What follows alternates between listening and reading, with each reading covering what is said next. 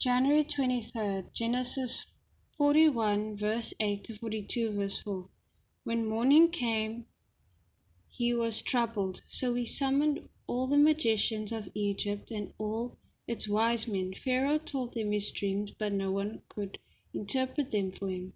Then the chief cupbearer said to him, "Today I remember my faults." Pharaoh had been angry with his servants, and he put me and the chief baker in the custody of the captain of the guard. And he and I had dreams on the same night. Each dream had its own meaning. Now a young Hebrew, a slave of the captain of the guards, was with us there. We told him our dreams. He interpreted our dreams for us, and each had its own interpretation. It turned out just the way he interpreted them to us.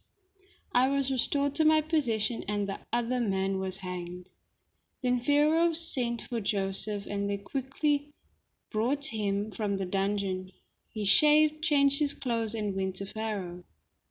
Pharaoh said to Joseph, "I have had a dream, and no one can interpret it. But I have heard it said about you that you can hear a dream and interpret it." "I am not able to," Joseph answered Pharaoh. "It is God who will give Pharaoh a favorable answer." So Pharaoh said to Joseph, "In my dream I was standing on the bank of the Nile, when 7 well-fed, healthy-looking cows came up from the Nile and began to graze among the reeds. After them 7 other cows, ugly, very sickly and thin, came up. I've never seen such ugly ones as these in all the land of Egypt. Then the thin, ugly cows and the first 7 well-fed cows, when they had Then the thin, ugly cows ate the first 7 well-fed cows. When they had devoured them, you could not tell that they had devoured them. Their appearance was as bad as it had been before. Then I woke up. In my dream, I had also 7 heads of grain, full and good, coming up on one stalk. After them 7 heads of grain, withered, thin, and scorched by the east wind, sprouted up. The thin heads of grain swallowed the 7 full ones. I told this to the magicians, but no one can tell me what it means." Then Joseph said to Pharaoh, "Pharaoh's dreams mean the same thing. God has revealed to Pharaoh what he is about to do. The 7 good crows are 7 years, and the 7 good heads, the 7 good cows are 7 years, and the 7 good heads are 7 years.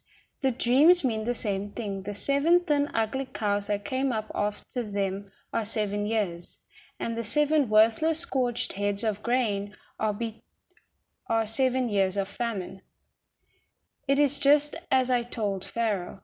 God has shown Pharaoh what he is about to do. 7 years of great abundance are coming throughout the land of Egypt. After them 7 years of famine will take place, and all the abundance in the land of Egypt will be forgotten.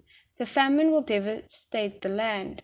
The abundance in the land will not be remembered because of the famine that follows it, for the famine will be very severe. Because the dream was given twice to Pharaoh, it means that the matter has been determined by God, and he will soon carry it out. So now let Pharaoh look for a discerning and wise man and set him over the land of Egypt. Let Pharaoh do this. Let him appoint overseers over the land, and take 1/5 of the harvest of the land of Egypt during the 7 years of abundance.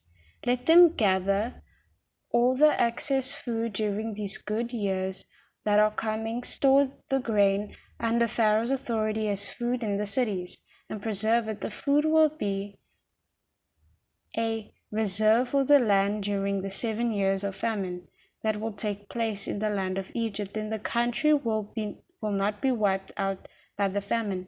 The proposal pleased Pharaoh, and all his servants. Then Pharaoh said to his servants, "Can we find anyone like this, a man who has the Spirit of God in him?" So Pharaoh said to Joseph, "Since God has made all this known to you, there is no one as intelligent and wise as you. You will be over my house, and all my people will obey your commands. Only with regard to the throne will I be greater than you." Pharaoh also said to Joseph, "See, I am placing you over all the land of Egypt." As Pharaoh removed his signet ring from his hand and put it on Joseph's hand, clothed him with fine linen garments, and placed a gold chain around his neck, he had Joseph ride in his second chariot, and servants called out before him, "Abrek!" So he placed him over all the land of Egypt. Pharaoh said to Joseph, "I am Pharaoh, but without your permission no one will be able to raise his hand or foot in all the land of Egypt." Pharaoh gave Joseph the name Zaphaneth Paneah, and gave him a wife, Azaniah, daughter of Potipharah, priest at On. Joseph went throughout the land of Egypt. Joseph was 30 years old when he entered the service of Pharaoh, king of Egypt. Joseph left Pharaoh's presence and traveled throughout the land of Egypt. During the 7 years of abundance, the land produced outstanding harvests. Joseph gathered all the excess food of the land of Egypt during the 7 years and placed it in the cities. He placed the food in every city from the fields around it. Joseph stored up grain in such abundance, like the sand of the sea, that he stopped measuring it because it was beyond measure. 2 sons were born to Joseph before the years of famine arrived. Asenath, daughter of Potipharah, priest at On, bore them to him. Joseph named the firstborn Manasseh, meaning "God has made me forget all my hardship in my father's house," and the second son he named Ephraim, meaning "God has made me fruitful in the land of my affliction." Then the 7 years of abundance in the land of Egypt came to an end, and the 7 years of famine began. Just as Joseph had said, there was famine in every country, but throughout the land of Egypt there was food. Extreme hunger came to all the land of Egypt, and the people cried out to Pharaoh for food. Pharaoh told all Egypt, "Go to Joseph and do whatever he tells you," because the famine had spread across the whole country. Joseph opened up all the storehouses and sold grain to the Egyptians, for the famine was severe in the land of Egypt. The whole world came to Joseph in Egypt to buy grain, for the famine was severe all over the earth. When Jacob learned that there was grain in Egypt, he said to his sons, "Why do you keep looking at each other? Listen," he went on, "I have heard there is grain in Egypt. Go down there and buy some for us so that we will live and not die." So 10 of Joseph's brothers went down to buy grain from Egypt. But Jacob did not send Joseph's brother Benjamin with his brothers, for he thought something might happen to him. Psalm 13, verse 1-6. Lord, how long will you continually forget me? How long will you hide your face from me? How long will I store up anxious concerns within me, agony in my mind every day?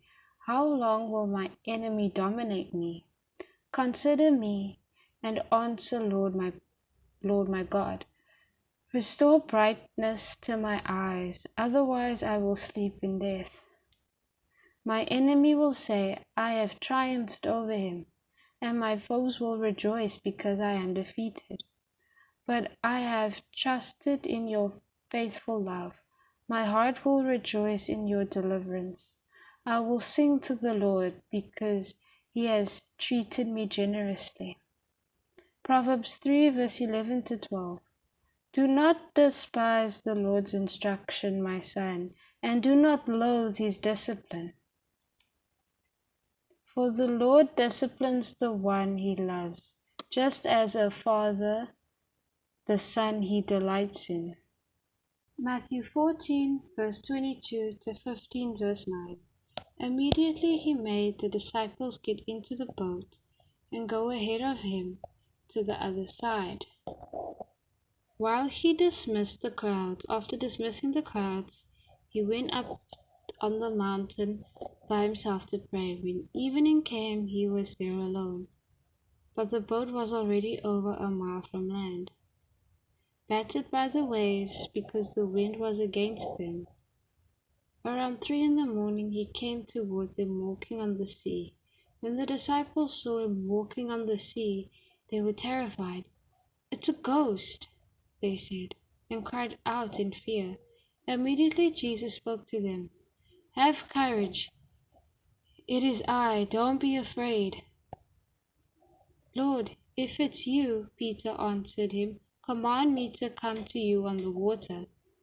"Come," he said, and climbing out of the boat, Peter started walking on the water and came toward Jesus. But when he saw the strength of the wind, he was afraid, and beginning to sink, he cried out, "Lord, save me." Immediately Jesus reached out his hand, caught hold of him, and said to him, "You of little faith, why did you doubt?" When they got into the boat, the wind ceased. Then those in the boat worshipped him and said, "Truly, you are the Son of God." Once they crossed over, they came to land at Gennesaret. When the men of that place recognized him, they alerted the whole vicinity and brought to him all who were sick. They were begging him that they might only touch the tassel on his robe, and as many as touched it were made perfectly well. The Pharisees and scribes came from Jerusalem to Jesus and asked, "Why do your disciples break the tradition of the elders, for they don't wash their hands when they eat?" He answered them, "And why do you break God's commandment because of your traditions? For God said, 'Honor your father and your mother,' and the one who speaks evil of father or mother must be put to death. But you say, 'Whoever tells his father or mother, whatever benefit you might have received from me is a gift commented to the temple. He does not have to honor his father. In this way, you have revoked God's word because of your tradition. Hypocrites! Isaiah prophesied correctly about you when he said, 'These people honor me with their lips, but their heart is far from me. They worship me in vain, teaching as doctrines the commands of men.'" Correcting your doubt, Jesus reached out his hand, caught hold of him, and said to him, "You of little faith, why did you doubt?" Matthew 14 verse 31. While it is possible for us to distinguish between doubt and unbelief in theory, it is not so easy to practice. Doubt can move in the direction of unbelief and cross the borderline, but when it does, it ceases to be doubt. The idea of total or complete doubt is a contradiction in terms, for doubt that is totally can no longer be classified as doubt, it is unbelief. Os Guinness points out that when we attempt to undertake a biblical analysis of doubt, we can come out with either a hard or soft view of the subject. Those who take a soft view of doubt point to how vastly different doubt is from belief, and those who take a hard view of doubt point out its similarities. Both views can be drawn out of the scriptures. Error is usually truth out of the balance. And it is important, therefore, that we get a balanced view of what the Bible has to say about doubt. In my view, it can be summarized like this: doubt is not the same as unbelief, but unless corrected, doubt can naturally lead to unbelief. This view has helped me avoid what I consider to be the extremes of being too hard or too soft on doubt. It is a condition which must be regarded as serious, but it need not be fatal. Don't allow your doubts to bring you into condemnation, but when faced and brought into clear perspective, they can be the catalyst to a deeper pursuit of God. Prayer.